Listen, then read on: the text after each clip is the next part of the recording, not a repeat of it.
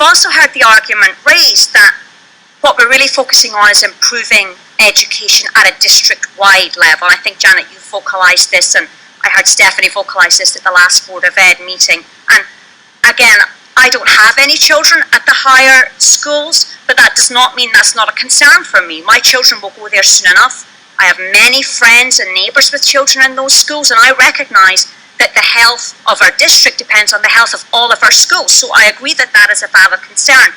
I was very interested to listen to the presentation on class size in the schools at the last Board of Ed meeting. And because I've heard a number of parents say that the problem is that the choices we're making at elementary level are negatively impacting their children at the higher level because they're suffering with increased class sizes. What I was very interested to learn is that at John Jay High School, they have the same number of classes at or below goal as the elementary schools do, which I think is incredibly impressive, particularly considering that a 12th grader in an AP class has the same goal class size as a 3rd grader in counting state testing for the first time. So I'm not sure that I know that there are a couple of specific pockets of class size problems at the high school, but overall the picture does not seem to bear out the argument that we're causing a class size problem at high school by decisions at this level.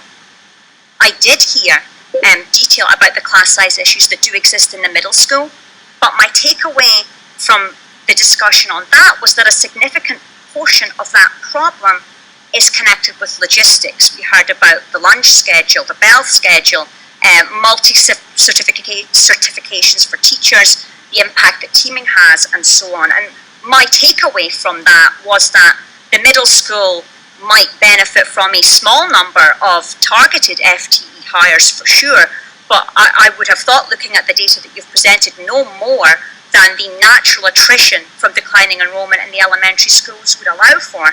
And a very small number in combination with a look at the logistics of the efficiencies in those schools could make a significant impact. And again, I think if that is going to be a rationale for closing an elementary school, we would need to see much more detail as to how many full-time employee additions would be envisaged at the middle school and exactly what the follow-through effect would be. So I find myself puzzled as to the positive education-based case for closing an elementary school. And on the contrary, and I think Julia referred to some of this when she spoke, every study that I have read on school closure says that there are risks of significant educational harm to children, even in the year prior to closure of school. Once a closure is announced, studies have shown that there is an impact on test scores as children begin to feel dislocated and teachers' focus starts to shift. In the period after closure, this effect is also seen, and some studies even suggest that there is an impact not just on the students who are moved, but also on the receiving students.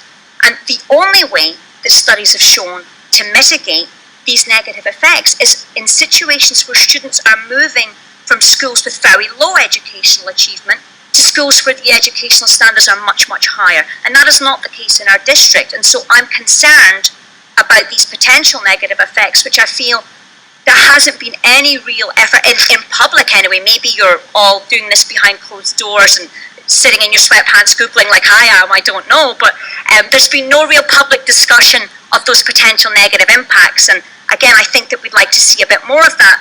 My concern is that I've seen no research to support that this will cause an improvement in our kids' education.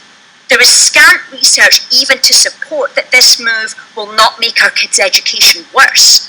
And, you know, I, as a parent, agree that it is a much better process if we're saying education is our primary focus and our primary rationale. And if you look around this room, it is full of people for whom the numbers are not the issue, education is the issue.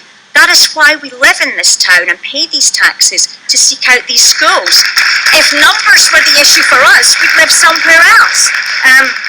So there is an opportunity, I think, for significant community support if you can demonstrate to us in a clear and evidence-based way how this will improve our children's education. And I think as, you know, this process is starting to draw to a close, I would like to hope that the members of the task force will devote some of their attention toward that issue. Thank you.